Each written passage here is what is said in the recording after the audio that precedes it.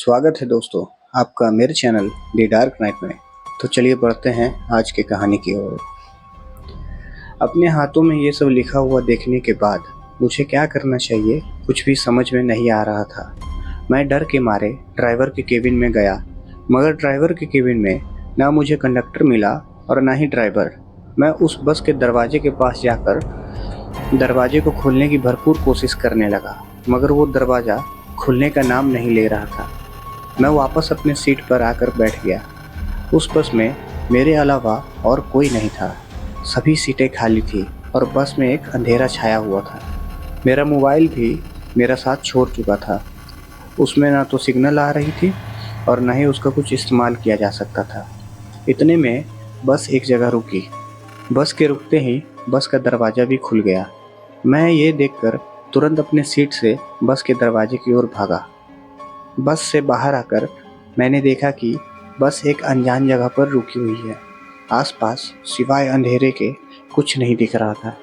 बस के हेडलाइट की रोशनी जितनी दूर तक जा रही थी, केवल उतनी ही दूर तक की सड़क दिख रही थी। उसके अलावा और कुछ भी नहीं।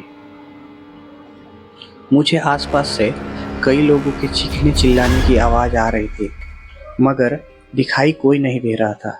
उस घने अंधेरे में मैं कहीं भाग भी नहीं सकता था। मैं डर से वापस आकर बस में बैठ गया। तभी बस में कुछ हलचल होने लगी। ऐसा लग रहा था जैसे कि एक साथ कई सारे लोग उस बस में चढ़ रहे हो, मगर मुझे दिखाई कोई नहीं दे रहा था। कुछ ही समय में बस दोबारा चलने लगी। मैं मुश्किल में तो फंस ही चुका था और उस बच्चे के अलावा मुझे उस बस में कोई दिख भी नहीं रहा था कि मैं किसी से कुछ पूछता। इसीलिए इस बार मैंने हिम्मत करके उस बच्चे से बात करने की कोशिश की, मगर फिर वो बच्चा बस के पीछे वाले हिस्से में वापस चला गया। मगर इस बार सिर्फ वही एक बच्चा मुझे सहारा दिख रहा था। इसलिए मैं भी उस बच्चे को खोजते हुए बस के पीछे वाले हिस्से में चला गया। वहाँ पर एक घना अंधेरा मेरा इंतज़ार कर रहा था। मुझे उस बच्चे की आवाज़ नहीं आ रही थी और तभी मैं अंधेरे में किसी चीज़ से टकराकर नीचे गिर गया। और जब मैं उठा तो मैंने देखा कि दो चमकदार आंखें मुझे ही देखे जा रही थी। मैं एकदम से उन्हें देखकर बेहद डर गया, मगर मैं कुछ रिएक्ट करता उससे पहले ही उन्होंने फुसफुसाते हुए मुझे शांत रहने के लिए बोला। मैं भी उनकी बात मानते हुए चुप रह गया। उस बच्चे की माँ ने मुझसे कहा, तुम्हें इस बस में नहीं चढ़ना चाहिए था। ये बस एक श्रापित बस है और तुमने इसकी टिकट लेकर तुम भी इस श्राप के भागीदार हो गए हो। मैंने उससे कहा, मगर मैं कैसे? तभी उन्होंने बताया कि ये लगभग 20 साल पुरानी बात है। वो दिन पूर्णिमा का था। उस दिन मैं और मेरा बच्चा, हम दोनों ही इस बस से सफ़र कर रहे थे। इस बस में कुछ सीटें खाली थी और उसी सीट पर एक वृद्ध महिला आकर बैठ गई।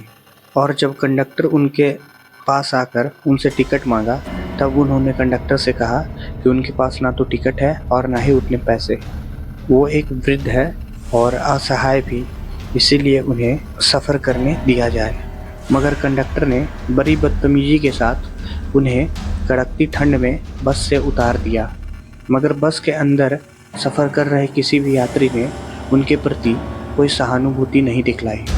फिर उस वृद्ध महिला ने भी गुस्से में आकर उस कंडक्टर के साथ साथ सभी यात्रियों को भी श्राप दे दिया। उनके श्राप के कारण हम लोग किसी काल चक्र में फंस गए हैं और ये बस हर महीने की पूर्णिमा की रात को ही रुकती है। मगर हम लोग में से कोई भी इस बस से उतर नहीं सकते और तब से हम लोग इसी बस के यात्री हैं जिनका सफ़र आज तक ख़त्म नहीं हुआ है। लेकिन उन्होंने अपने बच्चे का टिकट नहीं लिया था, जिस कारण उस बच्चे पर श्राप का असर नहीं हुआ, जिस कारण वो बच्चा मुझे दिखाई दे रहा था। मैंने उनसे कहा, इस श्राप को तोड़ने का कोई उपाय है क्या?